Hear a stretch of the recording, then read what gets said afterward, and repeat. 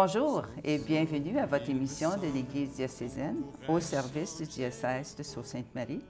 Ici Alain Clément et merci d'être avec nous. Aujourd'hui, on fait un bref retour des visites de Monseigneur, des visites paroissiales de Monseigneur Daoud depuis son inauguration en décembre 2020. Et en plus, on met en vedette 4 paroisses qu'il a visitées récemment. Alors, vous allez voir que Monseigneur ne chôme pas. Bonjour, Monseigneur. Bonjour, bonjour. Toujours occupé. Toujours occupé. Cette émission est enregistrée la journée de la fête de Sainte Patrice. Alors, prions ensemble en écoutant une chanson, le Notre Père, chantée avec une musique celtique de fond qui peut être appréciée n'importe quel temps de l'année.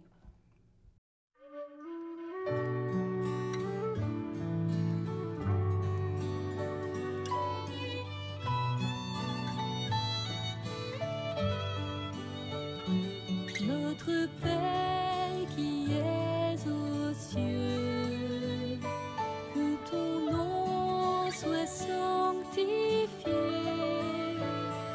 que ton règne vienne,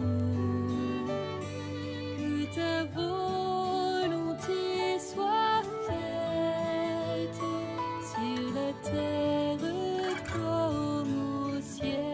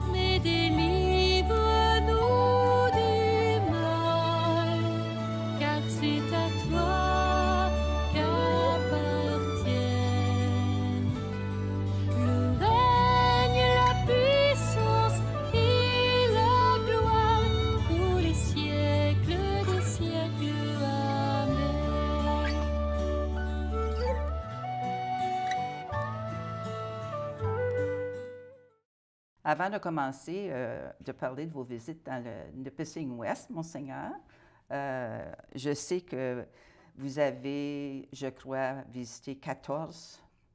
Vous avez eu 14 visites, entre autres 9 pleines visites, vous appelez, et 4 visites partielles. Alors, je ne sais pas, quand dormez-vous? Et visite numéro 15 commence demain. Ah! Si on enregistre aujourd'hui la fête de Saint-Patrick, ça commence demain pour une visite à Sault-Sainte-Marie, à la paroisse Our Lady of Good Counsel. Ah, alors. Et entre ça, vous prenez du temps pour dormir, là, puis reprendre vos forces? Habituellement, je dors très bien. Il n'y a pas de difficulté. Mais même ça fait partie d'une visite pastorale, parce que quand je visite une paroisse, c'est pour une semaine complète, si c'est une visite complète. Il y a des visites partielles qui durent un peu moins, mais quand je fais la visite au complet, je suis là et je dors là à la paroisse. Je partage le presbytère avec le curé, si possible. Et donc, c'est vraiment une immersion dans la vie de la paroisse et aussi de partager la fraternité avec mes confrères, prêtres. Vous prenez le pouls de la communauté très bien. C'est l'idée, c'est l'idée. Alors, vous avez commencé, le premier été, vous avez visité le Grand Nord, 2800 km, vous avez visité d'autres diocèses, vous avez vu plein de choses. Un loup, c'est un loup? Non, c'était un coyote. Un coyote. J'ai aussi vu des ours. Je n'ai pas vu d'orignal encore, mais je sais qu'ils sont là dans la forêt, alors je présume que ça va m'arriver. Oui, et vous avez visité des endroits comme Geraldton, Hearst, Long Lac, Nipigon. Oui, jusqu'à Thunder Bay. Mais ça, ce n'était pas la visite pastorale en paroisse. Ça, c'était juste pour visiter mes confrères évêques, étant donné que j'étais nouveau dans le nord de l'Ontario. Je voulais connaître aussi ces différents milieux. Mais les visites pastorales, c'est une tradition que j'ai commencée quand j'étais évêque auxiliaire à Montréal. Vous savez, quand j'étais nommé évêque, j'avais seulement 40 ans. Je veux dire, avant d'être nommé ici à Sault-Sainte-Marie. Et j'étais le deuxième plus jeune évêque au monde. Et l'avantage d'être nommé jeune, c'est qu'on n'arrive pas dans le poste en pensant qu'on a toutes les réponses. On sait qu'on est en mode apprentissage. Et assez vite, l'archevêque, le cardinal Jean-Claude Turcotte, m'a posé toutes sortes de questions sur l'avenir de différentes paroisses. Et je n'avais pas les réponses. Et comment est-ce que je pouvais faire des recommandations sans connaître les milieux et les connaître vraiment de l'intérieur? Alors, pour une première paroisse où il vivait des difficultés, le curé était tombé malade, a eu un burn-out, une sorte de burn-out. Alors, je suis allé là. Et parce que c'était un peu éloigné du centre-ville où j'habitais, bon, à Montréal, on n'a pas les grandes distances que nous avons ici. Vous avez mentionné la visite à Geraldton, Long Lac jusqu'à Thunder Bay. C'est assez loin. À Montréal, on n'a pas les distances, mais ce qu'on manque en distance, on a en trafic. Alors, j'ai décidé de déménager là parce que je ne voulais pas faire le trajet 2 heures par jour juste dans ma voiture. Donc, ce n'était pas planifié, mais le fait de faire ça a tout changé le contexte parce que les gens se disaient « Hey, l'évêque est là avec nous ». Et ça m'a donné la chance aussi, pas juste d'arriver pour des réunions, mais de visiter l'endroit, de visiter la communauté, juste de marcher dans les rues, avoir un sens de où sont les parcs où les enfants vont jouer, où sont les écoles, où est-ce que les gens vont acheter, vont à l'épicerie, acheter les biens pour la maison, etc. Tous ces petits éléments tissés ensemble, ça forme une communauté. Et où est la place de l'Église dans tout le dynamique qu'on trouve là? Alors, c'était ma première visite. Il n'y avait aucun manuel comment faire une visitation pastorale. On utilise le mot « visitation » pour décrire ça parce que ce n'est pas simplement une visite, c'est inspiré par la visite que Marie a faite à sa cousine Élisabeth. On appelle ça la visitation. Marie, elle apprend de l'ange Gabriel qu'elle va devenir mère du Messie, mais aussi que sa cousine est enceinte. Donc, elle se lève tout de suite pour aller vers Élisabeth, qui habitait dans un autre village assez loin. Et elle est restée là 3 mois. Donc, c'était pas juste une visite pour dire bonjour. Elle était là pour partager la vie d'Élisabeth et de l'aider à préparer le fait de devenir mère, d'avoir un enfant, etc. Donc, une visitation pastorale est plus qu'une simple visite. C'est pas juste faire du social.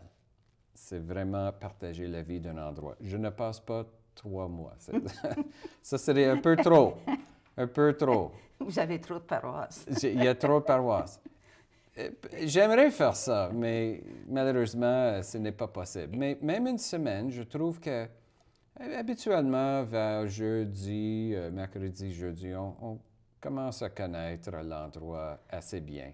Et vous avez des paroisses anglophones, vous avez des paroisses francophones, vous Oui. avez des Premières Nations. Ça fait combien de paroisses en tout? Aussi ça? des paroisses de différentes communautés culturelles aussi. OK. Ça fait combien de paroisses en tout, je dirais à peu Bon, près? il y a des paroisses qui sont regroupées en clusters. Alors, Oui. quand je fais une visitation, habituellement, je vais visiter un regroupement. Si les paroisses sont regroupées, je vais visiter les paroisses du regroupement aussi. Alors, ça dépend de la manière dont on les compte, mais ouais, on peut dire qu'il y a une trentaine, je dirais, de ces regroupements dans notre diocèse, paroisses ou regroupements. Je n'ai pas le chiffre exact devant moi, mais quand j'étais à Montréal, j'étais responsable directement de 34 paroisses et sur un plan de 5 ans, une période de 5 ans, j'ai réussi à visiter 32. Il y a 2 autres qui étaient des paroisses plus sur papier.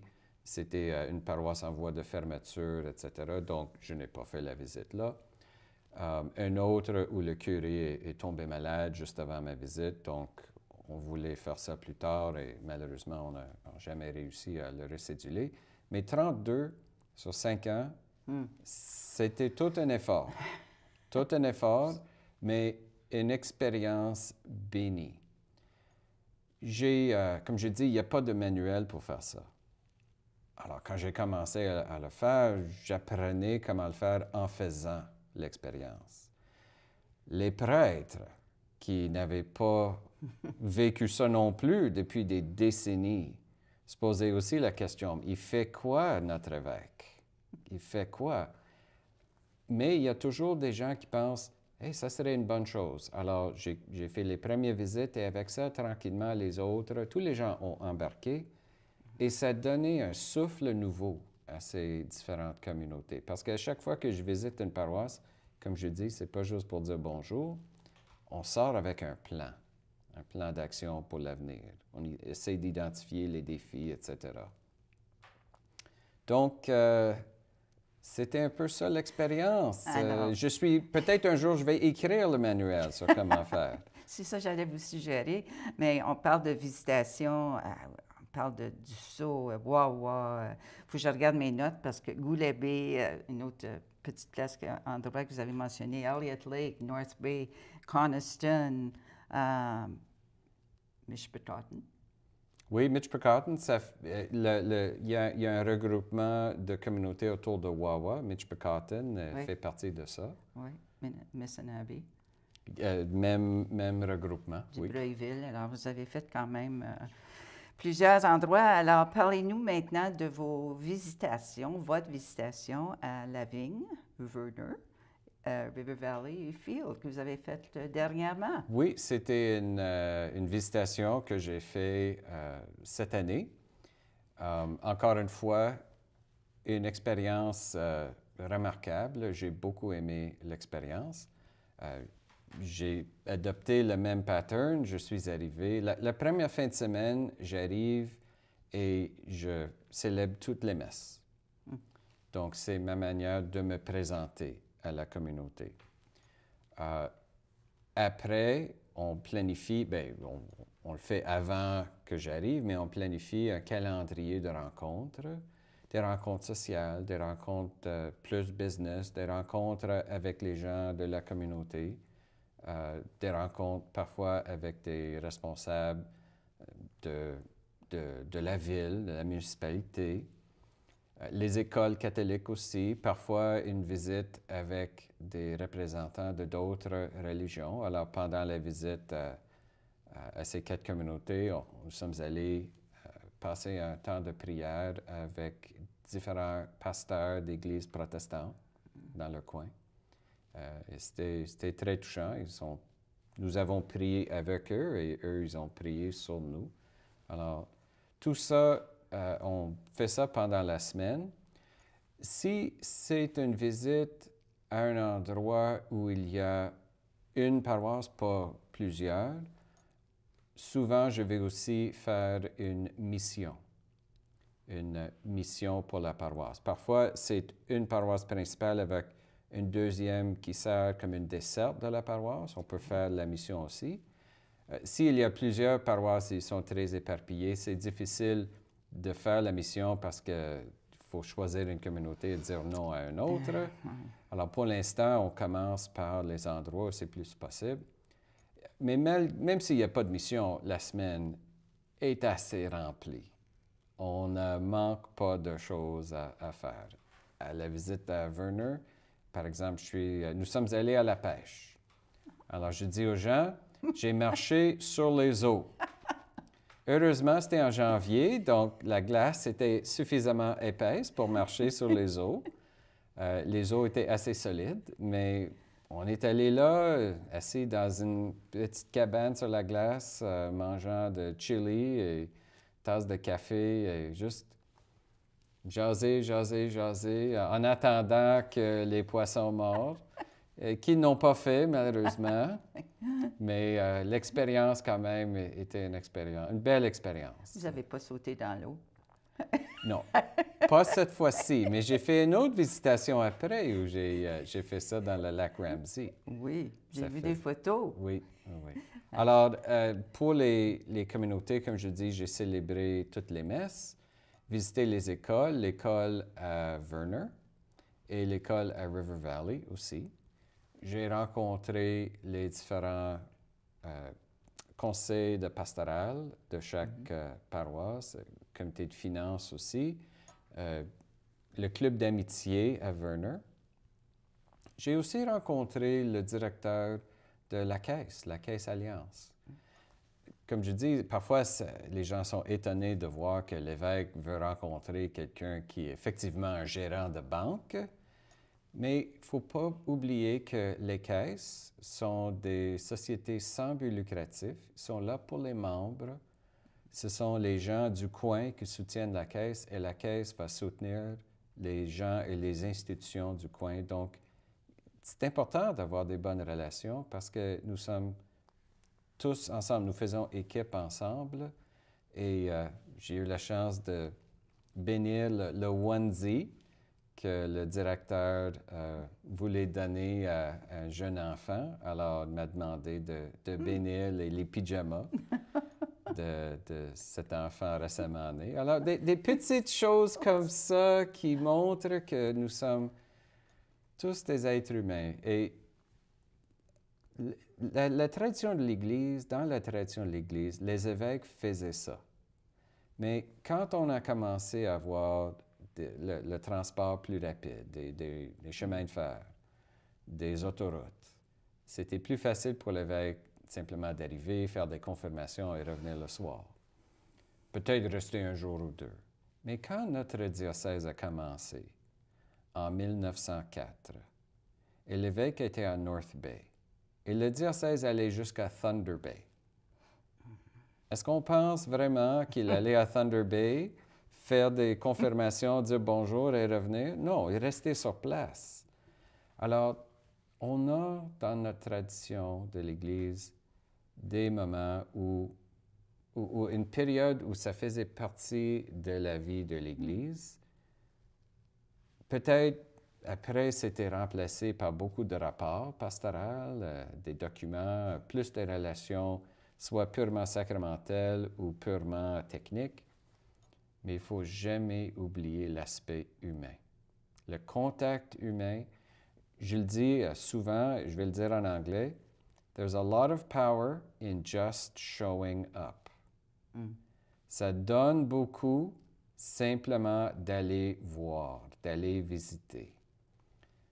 Ça donne beaucoup. Et ça crée la confiance, ça crée un esprit d'équipe.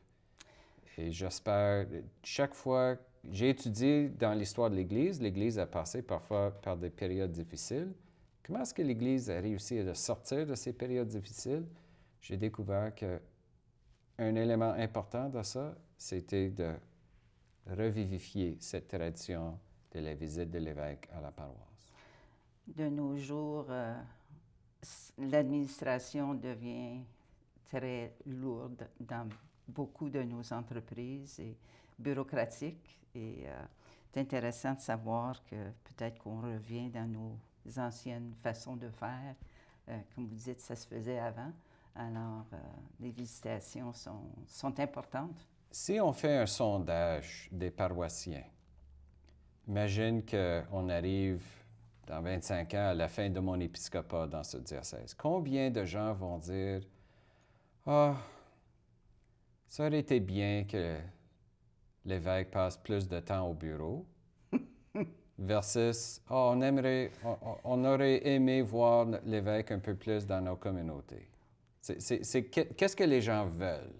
Est-ce que les gens vont dire « Hey, on est content, notre évêque a passé beaucoup de temps dans son bureau » ou est-ce qu'ils vont dire « Hey, on est content, notre évêque est venu nous visiter, partager notre vie ». Le moment où on pose la question, on a la réponse. Et en plus, il vous voit sur les médias sociaux, pas juste sur les places, mais vous êtes partout dans les médias sociaux. Alors ça, c'est une autre chose que les gens aiment beaucoup, apprécient. Alors, ils reconnaissent votre visage. Et chaque élément, ça renforce l'autre. Parce que quand je suis là, face à face avec des gens, ça crée des liens. Mais on ne peut pas se voir à chaque moment, mais on peut rester en contact. Les médias sociaux sont bons pour ça, pour aider les gens à rester en contact. Oui. Retournons aux activités à Field, La Vigne, Verner puis River Valley. Parlez-moi des écoles. Quand vous entrez dans les écoles, les jeunes doivent être excités, là. Comme leur réaction, je peux imaginer votre réaction aussi. Vous êtes passionné de qu'est-ce que vous faites et quand vous parlez, alors, qu'est-ce que vous faites avec les plus jeunes et la différence entre les plus jeunes et les plus vieux? Oui, et ça, c'est quelque chose, encore une fois, que j'apprends à faire parce que je viens de Montréal, du Québec, où on n'a pas d'école catholique. On n'a pas le même sorte de système que nous avons ici. Donc, ce ne faisait pas vraiment partie de mon expérience, de mon vécu comme jeune prêtre. Alors, j'apprends à faire ça. Mais les méthodes que j'ai actuellement, quand je visite les enfants très petits, bon, ce n'est pas le temps de faire des grands discours. Ce sont des jeunes enfants, alors c'est plus du show and tell. Alors, j'arrive avec mes vêtements de messe, j'arrive avec la mitre, j'arrive avec le bâton pastoral, je mets tout ça et j'explique les différents éléments en les mettant. Alors, les enfants peuvent voir, hey, ils passent d'un prêtre habillé en noir à un évêque habillé en blanc, en vert, en violet, avec le bâton puis tout. Et ils trouvent ça intéressant. Avec les jeunes qui sont un peu moins jeunes, les enfants un peu plus vieux, c'est souvent les professeurs vont encourager les enfants à préparer des questions pour l'évêque, préparer des questions d'avance. Et donc, ça devient, on a la possibilité de faire un échange entre nous. Moi, j'adore ça, j'aime enseigner. Et c'est toujours différent parce que, bon, les professeurs peuvent vous dire que chaque classe est un peu différente. Chaque classe a son caractère propre. Et donc, on voit que c'est vrai, quand je fais les visites, c'est toujours un peu différent. Mais c'est à peu près ça l'expérience. Parfois, l'école prépare aussi un événement comme une messe au gymnase ou une rencontre. Quand j'ai visité l'école à River Valley, j'ai rencontré le mascotte. Alors, un enfant habillé avec le costume de l'animal qui représente l'école et aussi la jeune fille. Habituellement, le conseil des étudiants, il y a un président, mais dans cette école, c'est le premier ministre de l'école. Alors, je trouvais ça intéressant. La première fois que je rencontre le premier ministre d'une école. Mais on a eu un lunch ensemble au gymnase, puis j'étais assis avec des jeunes, puis on partageait sur toutes sortes de choses. C'était très agréable. Les jeunes sont moins gênés, j'imagine, peut-être plus tranquilles au début, mais j'imagine au fur et à mesure que vous avancez, ils doivent se dégêner en posant leurs questions et entendre vos réponses. Ça dépend, honnêtement, et ça dépend aussi des jeunes. Il y a des jeunes qui sont... Et c'est parfois circonstanciel, dans le sens que il y a des jeunes qui sont plus gênés devant des adultes, moins gênés avec leurs amis, puis d'autres où c'est l'inverse. On ne sait jamais.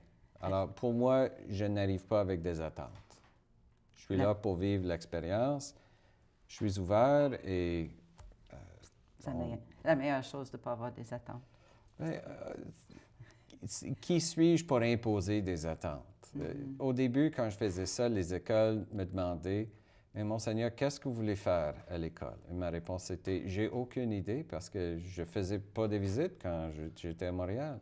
C'est à vous de m'aider à apprendre quoi faire. » Alors, on est passé avec ça. Wow. Oui. À Verner, quand j'ai visité l'école à Verner, il y a une classe où ils faisaient un peu l'histoire de leur paroisse, l'histoire de l'église à Verner. L'église à Verner est une église très, très belle, bien décorée, historique. Les gens sont fiers. Et donc, la question, c'était qu'est-ce que nous pouvons faire comme jeunes pour aider notre paroisse? Oh, wow. C'était leur question. Wow. Ce n'est pas une question niaiseuse. Non. Une question très importante. Alors, on a discuté ensemble quelles sont les possibilités, comment quelqu'un de leur âge pouvait s'impliquer dans la vie de la communauté. Et n'oublions pas que l'évêque arrive là, mais c'est le curé qui demeure. Alors, le curé m'accompagne et j'espère que ces différentes rencontres vont aider le curé à créer des liens avec les écoles, créer des liens davantage. Le personnel change. Parfois, les prêtres changent, parfois, les directeurs de l'école changent. C'est toujours un work in progress, un travail à refaire, et j'espère que ça peut aider. Et je suis certaine que les gens sont surpris de vous voir aux célébrations eucharistiques quand ils rentrent et vous êtes habillés comme évêque. Puis, je veux dire, sûrement il y a du monde qui ne savent pas que vous vous en venez. Puis, quand ils vous voient, je suis certaine qu'ils sont très contents de vous voir. Comme je dis, quand je fais la visitation d'une paroisse, une autre chose que j'essaie de faire, c'est d'aller manger dans des restaurants du coin, des restaurants populaires du coin. Et souvent, il y a des gens qui vont venir me parler au restaurant. « Est-ce que vous êtes l'évêque? Est-ce que vous êtes Monseigneur? Oui. Qu'est-ce que vous faites ici? » Puis les gens sont curieux. Et encore une fois, si l'idée, c'est de s'incarner, d'être vraiment présent dans l'endroit, c'est un aspect de la vie de la communauté. Excellent. Le temps est écoulé, Monseigneur. Alors, je suis certaine que je vous remercie au nom des paroissiens et paroissiennes du diocèse de vos visitations. On a bien hâte de vous recevoir à notre paroisse et je sais que ça s'en vient. Alors, et vous à la maison, merci beaucoup d'avoir passé cette demi-heure avec Monseigneur et continuons à prier pour lui. Yolande Clément, pour l'Église diocésaine, au service du diocèse de Sault-Sainte-Marie. À la prochaine. Mais pour cela, ne faut-il pas tant de fois apprendre encore à être vrai, apprendre à se connaître, être avant de paraître, s'aimer soi-même comme on est.